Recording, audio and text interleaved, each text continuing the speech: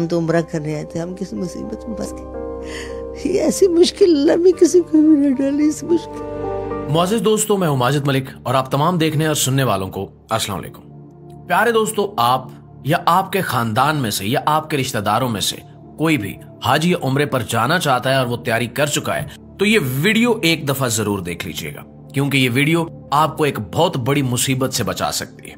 और दोस्तों, ये कहानी हैरान कुन कहानी है। फरहाना अकरम और हारून अली का ताल्लुक लाहौर से है। ये लोग लाहौर एयरपोर्ट के जरिए 30 दिसंबर 2024 को उम्रे के लिए सऊदी अरब गए। इनके साथ खानदान के लोग भी थे।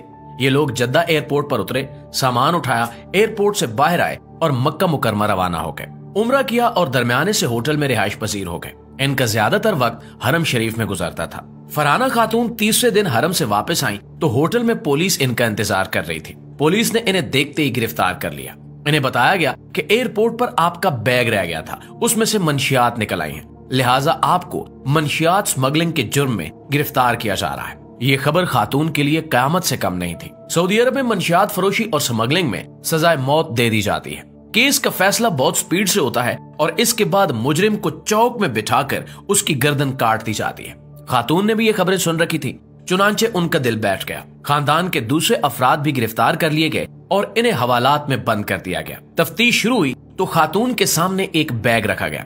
बैग पर खातून के नाम का टैग लगा हुआ था। खातून से पूछा गया कि क्या ये आपका बैग है। खातून ने फौरन इनकार में सर हिला दिया। खातून का कहना था कि हमने 6 बैग बुक करवाए थे और हमने जद्दा में ये सारे वसूल कर लिए थे, हमारा कोई 7वां बैग नहीं था।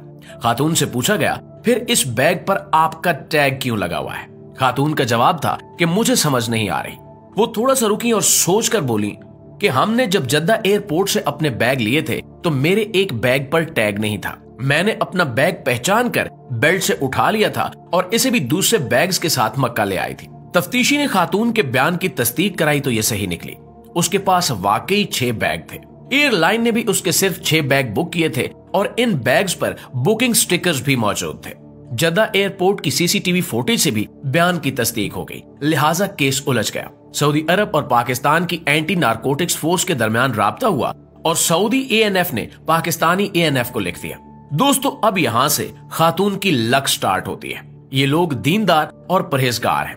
खातून ने रो रो कर अल्लाह से मदद मांगना शुरू कर दी। अल्लाह ने मेहरबानी की और इसे पहले सऊदी अरब में अच्छी तफ्तीशी टीम मिल गई। उस टीम ने इसके बयान की बाकायदा तस्दीक करवाई और उस दिन की एयरपोर्ट की फुटेज भी देखी गई। एयरपोर्ट के कैमरों में उसके तमाम बैग भी आ गए और कैमरे में यह भी नजर आया कि खातून ने मंशियात के बैग की तरफ देखा भी नहीं और उसे पहचानने की कोशिश भी नहीं की थी, जबकि वो उसके सामने बेल्ट पर चल रहा था। पाकिस्तान में भी इसे अच्छी टीम मिल गई। पाकिस्तानी टीम ने भी सरदर्द लिया और ये भी लाहौर एयरपोर्ट गई और 30 दिसंबर की सारी फुटेज निकलवा ली। खातून का नसीब अच्छा था कि उस दिन एयरपोर्ट के सारे कैमरे काम कर रहे थे और उन कैमरों में खातून, उनकी फैमिली और उनके तमाम बैग्स रिकॉर्ड हो गए थे। फुटेज बार बार देखी गई तो पता चला कि खातून सच कह रही है। उसके पास वाकई 6 बैग थे और मंशियात का बैग उन्होंने बुक कराया था और न ही एयरलाइन ने बुक किया था। अब सवाल ये पैदा हो गया कि फिर बैग कहां से आया, इसे किसने बुक किया और इस पर खातून का टैग कैसे लग गया। इन सवालों के जवाब की तलाश के लिए जब लाहौर एयरपोर्ट की मजीद फुटेजेस देखी गई तो मुलजिम सामने आ गया। पता चला कि बैग्स जब बुकिंग के बाद जहाज की तरफ ले जाए जा रहे थे तो उस वक्त एयरपोर्ट के एक पोर्टर ने खातून के बैग का टैग उतारा और अपने पास मौजूद बैग पर वो टैग लगाकर उसे जहाज के सामान के खाने में रखवा दिया। एएनएफ ने पोर्टर की शनाख्त की और उसे गिरफ्तार कर लिया। वो मुकर गया, लेकिन जब उसे फुटेज दिखाई गई तो उसके पास कोई जवाब नहीं था। मजीद तफ्तीश हुई तो पता चला कि ये एक मुनज्जम गिरोह है जो इस तरह दूसरे मुसाफिरों के टैग्स उतारकर मंशियात के बैग्स पर लगा देता है और यूं ये बैग सऊदी अरब पहुंच जाते हैं। मुसाफिर इसे अपना समझकर जद्दा एयरपोर्ट से बाहर ले जाते हैं। अगर इस दौरान बैग पकड़ा जाए तो बेगुनाह और मासूम मुसाफिर गिरफ्तार हो जाता है और अगर खुशकिस्मती से मुसाफिर बैग लेकर बाहर आ जाए तो ये लोग कॉरिडोर या टैक्सी स्टैंड पहुंचकर मुसाफिर को रोकते हैं, उससे माजरत करते हैं और फिर उसे बताते हैं कि आप गलती से हमारा बैग उठा लाए हैं। मुसाफिर फौरन मान जाता है और उनका बैग उनके हवाले कर देता है और यूं मंशियात सऊदी अरब पहुंच जाती है। बहरहाल दोस्तों, किस्सा मुख्तसर, पोर्टर की निशानदेही पर 9 स्मगलर गिरफ्तार हो गए। उन्होंने जुर्म का एतराफ भी कर लिया, जिसके बाद रिपोर्ट, फुटेजेस और मुजरिमों का एतराफी बयान मक्का मुकरमा भिजवा दिया गया। जिसके बाद सऊदी हुकूमत ने फरहाना अकरम और इसके खानदान के लोगों को रिहा कर दिया। लेकिन महीने भर की जेल में खानदान ने जिस मुश्किल में वक्त गुजारा, इसका अंदाजा सिर्फ यही लोग कर सकते हैं। प्यारे दोस्तों, आप खुद सोचिए कि आप एक आम लोअर मिडिल क्लास से ताल्लुक रखते हो, जैसे तैसे पैसे जमा करके उम्रे पर गए हो, आपका ज्यादातर वक्त हरम शरीफ में इबादत करते गुजरा हो और फिर आपको एक ऐसे घिनौने जुर्म में गिरफ्तार कर लिया जाए जिसकी सजा मौत हो, तो आपकी सूरत हाल क्या होगी। फरहाना अकरम और इसके खानदान के लोग भी पूरे महीने इसी अजियत और मुश्किल का शिकार रहे। अल्लाह ताला को इन पर रहम आ गया और ये लोग सिर्फ महीने भर की ख्वारी के बाद रिहा हो गए।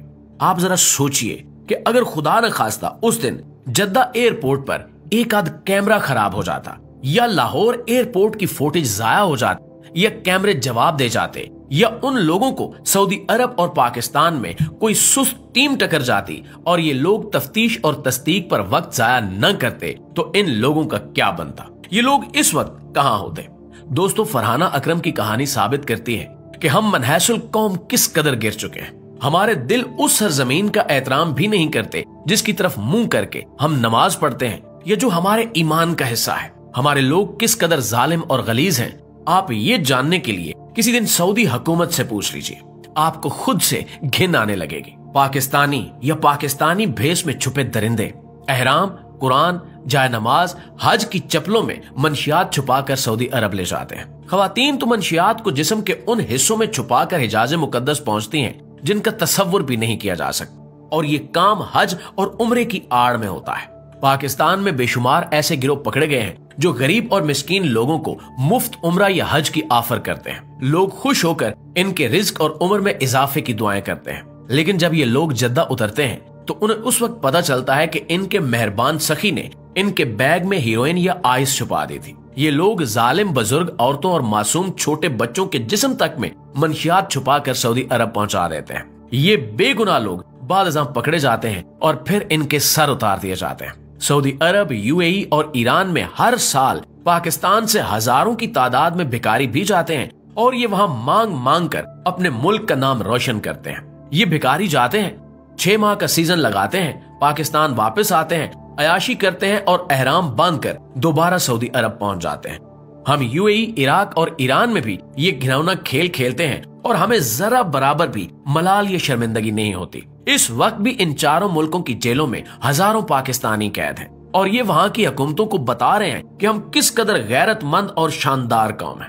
हम अक्सर दुनिया से शिकवा करते हैं कि दुनिया हमारी इज्जत नहीं करती। भाई, दुनिया हमारी इज्जत क्यों करेगी जब यूनान या इटली में कश्ती डूबेगी और उसमें से पाकिस्तानी निकलेंगे। दुनिया के हर एयरपोर्ट पर पाकिस्तानी पासपोर्ट पर जाली वीजे मिलेंगे। हम जब बच्चे अगवा करके मुल्क से बाहर बेच देंगे, जाली निकाह नामों पर इमिग्रेशन अप्लाई कर देंगे, हमारे पायलट और एयर होस्टेसेस स्मगलिंग करते पकड़े जाएंगे या कनाडा में गायब हो जाएंगे या बाहर से मोबाइल फोन स्मगल करके ले आएंगे, और जब लोग सरकारी पासपोर्ट पर दूसरे मुल्कों पर लैंड करके गायब हो जाएंगे तो फिर हमारी इज्जत क्या होगी। हम रोज अखबारात में एयरपोर्ट से ह्यूमन स्मगलर, जाली वीजा होल्डर और मुसाफिरों के बैग से मंशियात निकलने की खबरें पढ़ते हैं। ये खबरें दूसरे मुल्कों में भी पढ़ी जाती हैं। जब सूरत हाल ये होगी तो फिर इज्जत कहां से आएगी। आप खुद सोचिए कि जो लोग उम्रे और ज़ियारत को नहीं बख्श रहे, जो इसे भी स्मगलिंग और डंकी के लिए इस्तेमाल कर रहे हैं, जो हरम शरीफ में भी काबा के सामने खड़े होकर भीख मांग लेते हैं या जो दूसरे हाजियों की जेब काट लेते हैं, क्या आप उनकी इज्जत करेंगे?